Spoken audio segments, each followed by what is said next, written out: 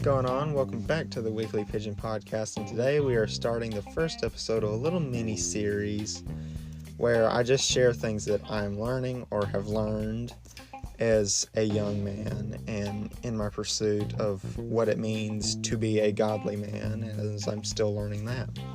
So, today we're talking about consistency, I guess. If you listen to my last episode, we talked about how I stay inconsistent, so I may reiterate some things unintentionally today.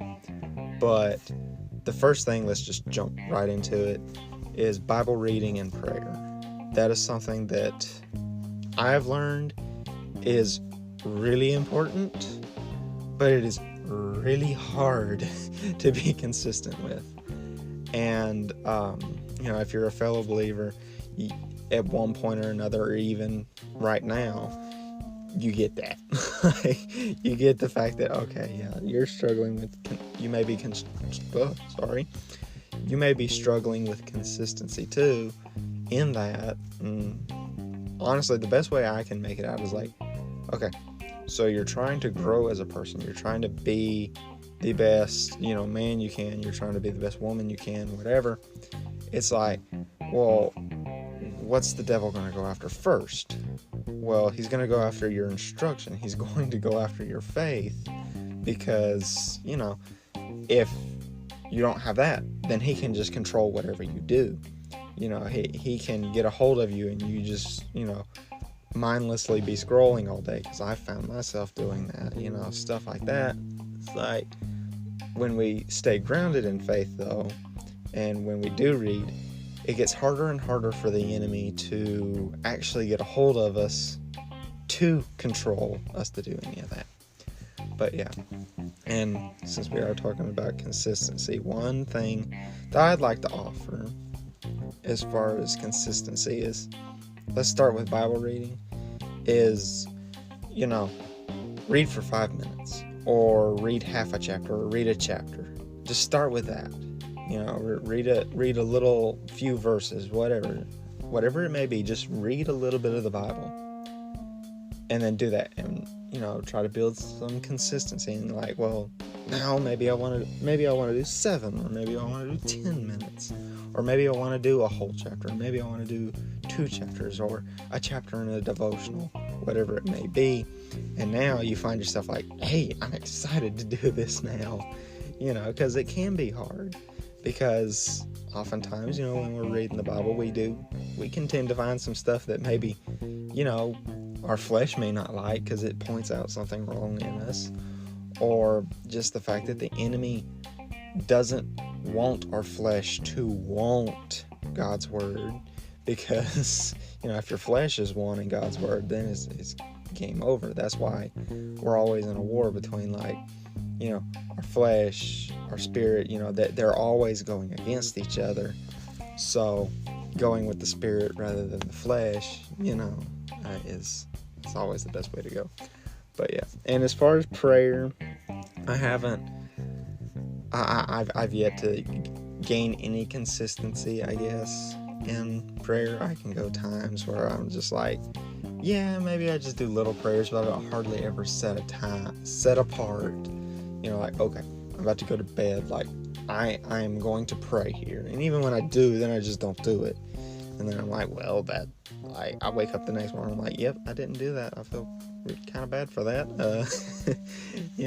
So, but I guess really the same thing could apply as far as the Bible reading, and maybe not necessarily the 5-minute principle or whatever, but just set out, maybe you're in the car about to go to work, and you just say a quick prayer for the day, and maybe those quick prayers for the day develop into 5-minute prayers or whatever, and something I will say that I've learned about prayer is don't rush it.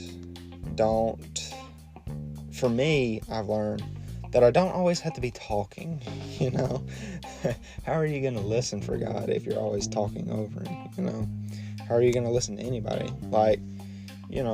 Go to a friend or a family member today, start having a conversation with them and just start talking over them as they start talking to you. you're not going to hear or remember anything that they told you because you were talking over them. So I guess the same thing can kind of apply to God as well. It's like, well, you know, like if you're always talking over him, how are you going to hear him? And the other thing is we can hear God through his word. So if we're always talking over him and we're not thinking, let me listen to him through his word, whatever, like I said, we shouldn't expect to hear or learn much. Like I said, it's easier said than done. I get that. Anything that I say in here, again, I get it. All of it's easier said.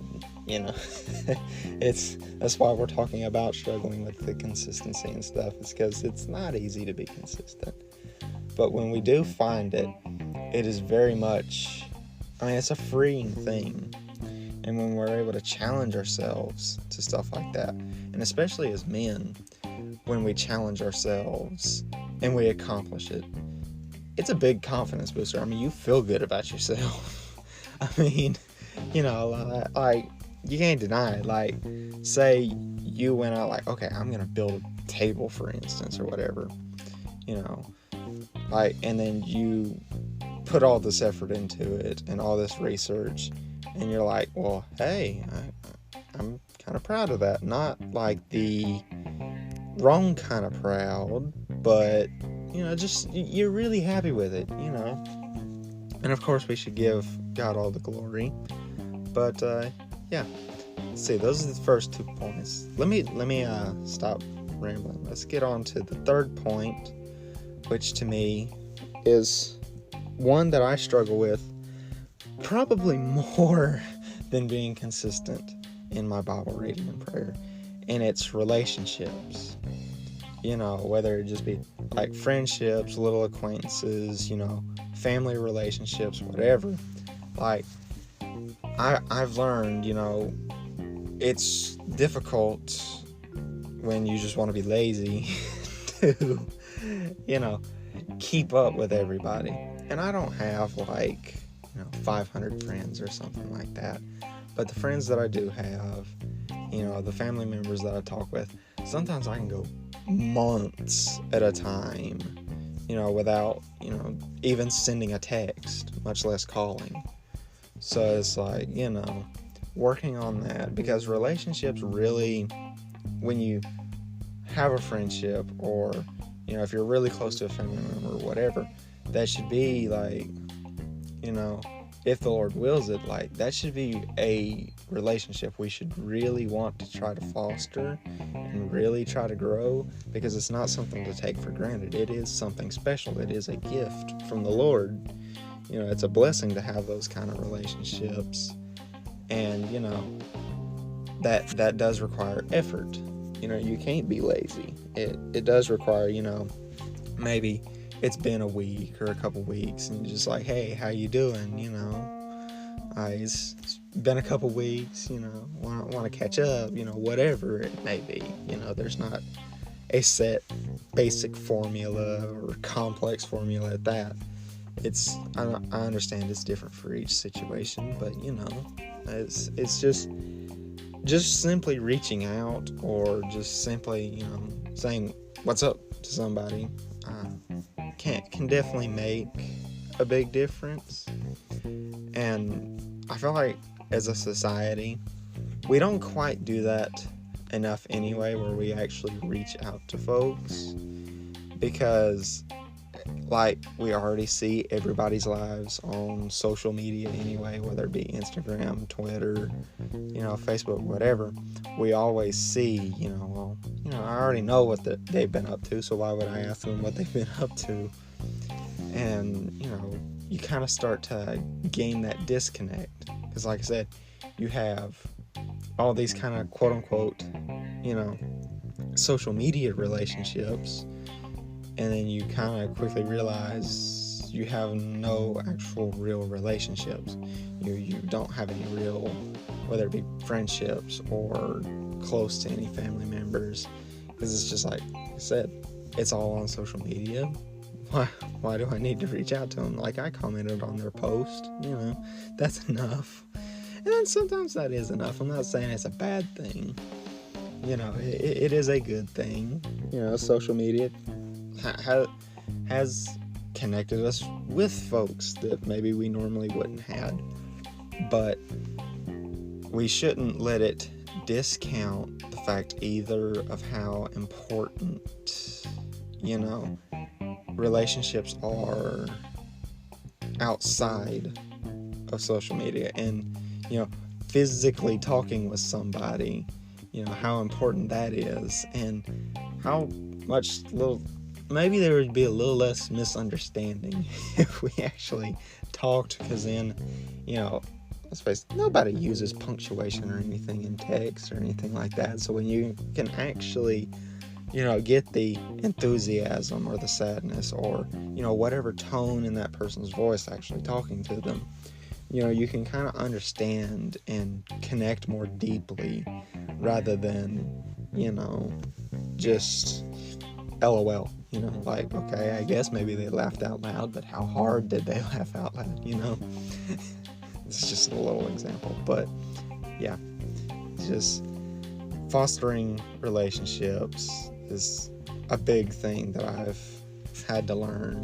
and since I've learned it, I have appreciated, the relationships that I have right now more, because it's like, okay, I get that this is a special thing. This isn't something I should take for granted. So you do, I guess, want to put more into it when you gain that kind of understanding and understand that idea. And to kind of tie it all together, let me just get into my fourth big point. And it's just, think about journaling. I know it seems a little out of the blue, but it's not quite related to any of the others other than maybe the Bible reading and prayer. But for me, and I'm not very consistent with it, I wish I was, but journaling can get, journaling just does something, at least in my mind, where, just writing, maybe it was just an ordinary day, or, maybe it's a really good day or a bad one, whatever, just writing it down and just getting it off your chest, it really does help. I mean, I wish I could explain it better, but, it's also just fun. And I guess some of you listening may be like, man, you're gauging this more towards young men, you're really telling me to do a diary? No, I'm telling you to do a journal.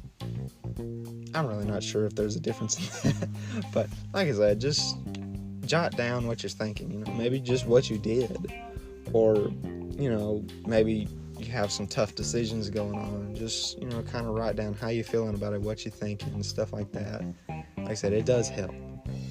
And if I could ever get consistent with journaling, I probably would have way too many journals.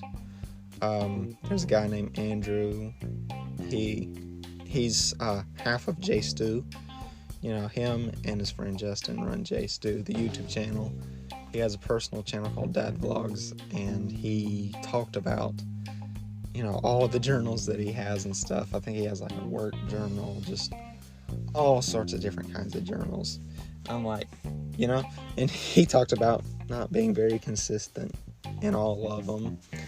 But I'm like, I probably would do that too, though, if I could be consistent in journaling. I would do a little podcast or YouTube journal, and then a Bible journal and a daily journal, whatever, just personal journal, whatever it may be, because it is really fun. And I'm not someone who likes to write.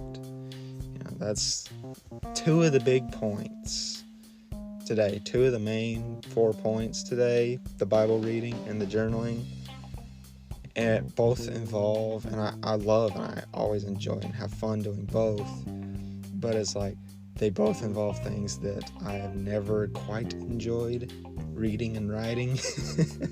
I don't know why, but that's something when I can just sit down and just write what I'm thinking, sit down and just when I can read, when I'm wanting to read, I can sit down and read the Bible for, however long. I've never timed it. I probably don't want to. But, just, it's just fun. So, yeah. Just think about journaling. Try it out. I think on iPhone, they just came out with like the little journaling app. I haven't tried it yet at all, but maybe that will help. It's easy. We're already always on our phones anyway, so just I guess maybe turn it into something a little more productive.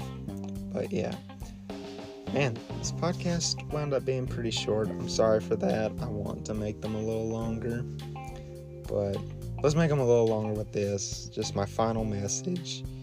And these 2 points, I want to base this around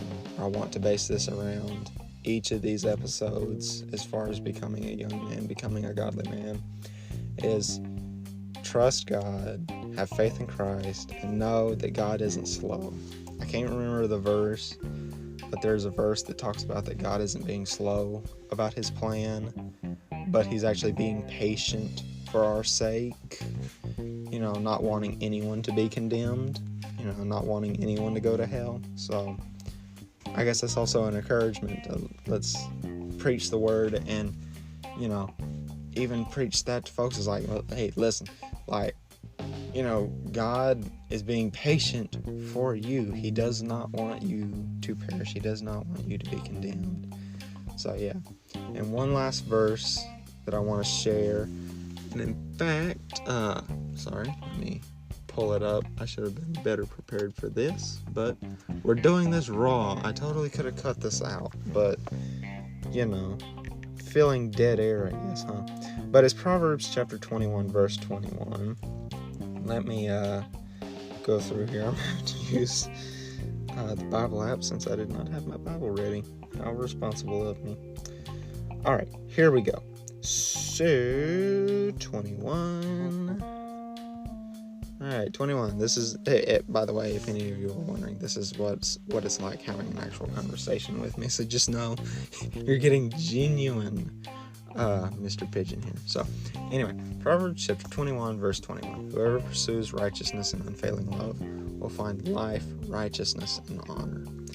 And becoming a godly man or becoming a godly woman, whatever, it's like, those are, throughout the Bible, 2 things that have been reiterated many times is seeking righteousness and putting on love, seeking unfailing love. I mean, God is righteous and he has unfailing love. For God so loved the world that he sent his one and only Son, so that whoever shall believe in him should not perish but have everlasting life. So, no matter what you've done, God sent his Son to die for you. That's pretty unfailing right there. But the Bible also talks about seeking wisdom, and for anybody, but especially as young men, especially in this society, now is like, wisdom it can be a rarity. Like, when you can find someone who has genuine wisdom, they stick out. Like, you can tell that they are wise, and it's not always because they are the loudest. Oftentimes there's another proverb talking about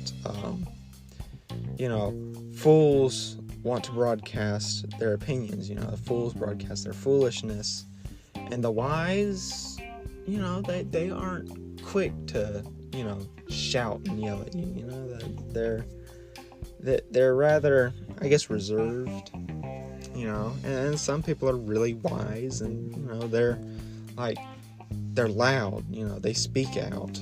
Billy Graham, I feel like, is a great example. Is like, all the crusades and stuff, like, quite literally, because he did it in stadiums, stuff like that.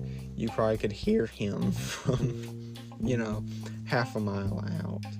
It's like, some are meant to be really loud, and then some we're meant to be little quieter, just showing that wisdom comes with different personalities.